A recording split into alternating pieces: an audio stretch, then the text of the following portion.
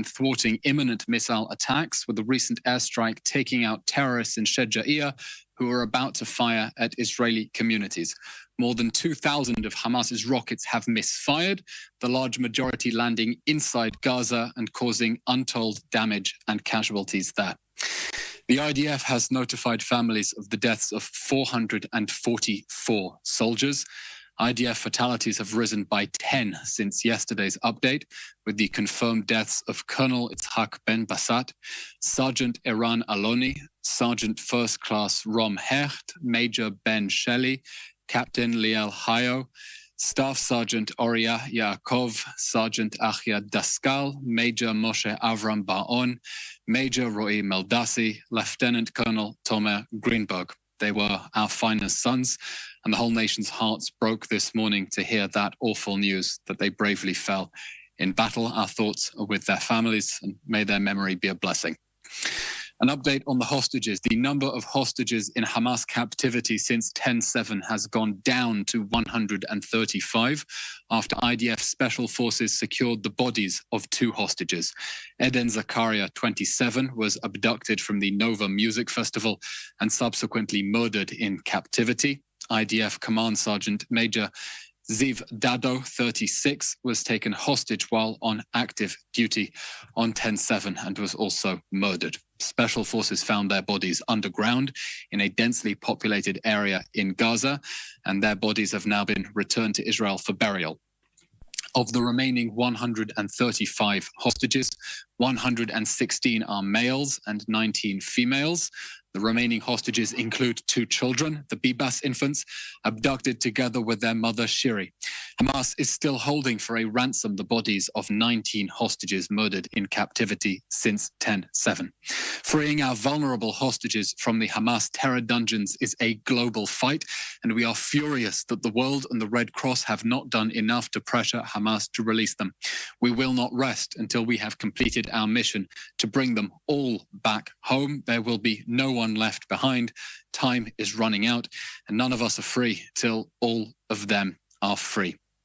An operational update. Following a situation assessment yesterday, Defense Minister Yoav Gallant has stated that Hamas forces in northern Gaza, including Gaza City, are on the verge of collapse. That comes after hundreds of terrorists were killed in intense fighting and hundreds more surrendered. Israeli forces continue close-quarter fighting with Hamas terrorists disguised as civilians and operating out of civilian buildings. We are operating deep inside Hamas's strongholds in Khan Yunis, Jabalia, and Shejaiya, engaging them in face-to-face combat. The Golani Brigade has been targeting terror infrastructure in the Shejaiya Kasbah, the marketplace, where Hamas has been operating from inside and underneath civilian areas. Over the past day, our forces have conducted over 250 precise strikes on terror targets across the Gaza Strip, and that campaign continues. On the northern front, the IDF remains on high alert to deter any further aggression against our people and prevent other actors from entering this war. Yesterday, we saw 3 launches to Israeli territory from Syria, one of those falling in an open area in Israel. In response, overnight, IDF aircraft and tanks struck military assets belonging to the Syrian army in Syrian territory. The IDF continues to respond firmly to Hezbollah's unprovoked aggression from Lebanon, including a missile attack that set off a red alert siren in Acre and was intercepted by the Iron Dome system.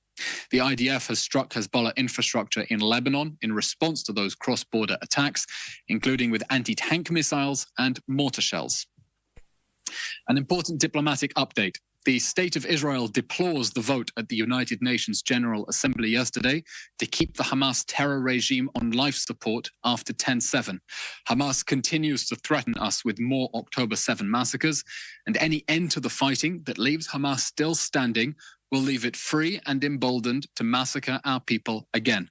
Anyone calling for a sustainable ceasefire with Hamas is calling to leave its rapists free to reoffend. That will not happen.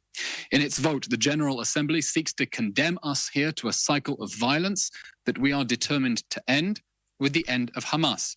Fortunately, the General Assembly doesn't get to decide whether the Hamas terror regime will survive this defensive campaign. We get to decide that, and we will continue fighting the October 7th monsters.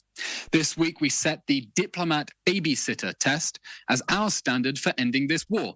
This war will end when the foreign diplomats trying to throw Hamas a lifeline would feel safe babysitting our children in Kfar Aza, Be'eri, or near Oz. Right now, I don't think even after a humanitarian ceasefire, any of those 153 ambassadors would volunteer to babysit children in Kfar Aza. And frankly, after yesterday's horrifying lapse of judgment, we wouldn't let any of them near our children anyway. For our children to sleep safely in the communities destroyed on October 7th, the Hamas terror regime will no longer be their neighbor. We thank the 9 brave nations that voted against Hamas, showing great moral leadership and clarity in reaffirming our duty to defend ourselves. Chief among them, our allies in the United States, but also Austria, the Czech Republic, Guatemala, Liberia, Micronesia, Nauru, Papua New Guinea, and Paraguay. We note that Australia, New Zealand, and Canada have issued a joint statement demanding that Hamas lay down its arms. We are also calling on Hamas to surrender, but should it choose to ignore that communique, we will continue to fight Hamas until it is destroyed and until it is safe for our children to sleep in Kfar Aza and Be'eri again. That is the goal of this war. An update now on the humanitarian front. Yesterday, Israel opened the Kerem Shalom crossing for the inspection of aid trucks to Gaza, making it possible to more than double the flow of aid to civilians in the Gaza Strip. Yesterday, we inspected 195 trucks with 2,740 tons of aid on board, and we can now facilitate twice as much going into Gaza. We repeat, Israel has placed zero restrictions, zero, on the entry of humanitarian necessities to Gaza, and we have approved all requests, every single one, to facilitate the provision of food, water, and medical supplies, and we have the capacity to more than double that aid if the UN is able to deliver it. The problem is threefold. One, a backlog at Rafah. We saw this morning aid trucks waiting for more than an hour and a half outside Rafah, waiting for the Palestinian side to open the gate. Two, the fact that aid agencies are not managing to distribute aid at the pace that Israel is inspecting it. And three, the fact that Hamas is stealing aid while the agencies that feign concern for civilians in Gaza are complicit with Hamas's abuse of civilians through their silence. Now, in the interest of expediting the delivery of humanitarian aid, the IDF is using tactical pauses to allow civilians to replenish stocks. One such pause was in place today in the Al-Shabora neighborhood of Rafah from 10 in the morning till 2 in the afternoon. Now, we've seen the obscene claims by UNRWA and other Palestinian and international actors trying to blame Israel for the humanitarian situation in Gaza to cover up for their own incompetence and the fact that they are covering up for Hamas. This is regrettable, and we expect people to see through this in light of all the publicly available facts. As Prime Minister Benjamin Netanyahu said last night, we are determined to continue until total victory, and there can be no compromise with the Hamas terror regime. We will continue our defensive campaign until all our goals are achieved, eliminating Hamas, securing the release of all the hostages, and removing any threat to our people from the Gaza Strip. That's the end of today's update. We'll now take your questions. As always, if you can submit those questions in advance, we'll be able to get the necessary statistics and data for you. But please type your name and news agency into the chat box, and we'll take your questions now. Question from Joel Pollack from Breitbart News. How does Israel respond to President Joe Biden's claims that Israel is engaged in indiscriminate bombing, that it is losing support around the world, and that it must remove certain parties from the government? President Biden, our friend and ally, also stated that Israel enjoys the support of most of the world. And we enjoy the support of most of the world because the whole world saw the atrocities that Hamas perpetrated on 10/7 and understands that this war can only end with the end of Hamas.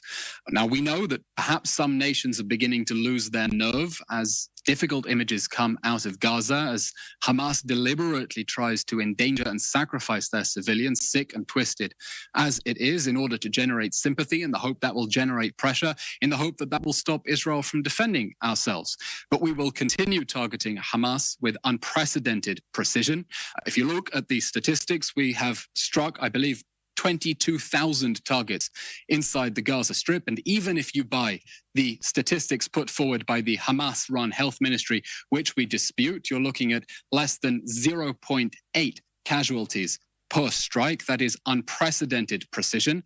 We are making efforts that no army in history has made in order to protect civilians in a counter-terrorism war in urban areas. We will continue doing everything we can in order to protect civilians on the other side from their own leaders' attempts to sacrifice them, and continue that precision campaign against the October 7th monsters and all the terrorists who have been threatening us with more repeat October 7 massacres. And that's why we're grateful that the United States stands shoulder to shoulder with us. And the president has said that the United States will continue sending all the material that we need in order to continue this war until victory and the destruction of Hamas.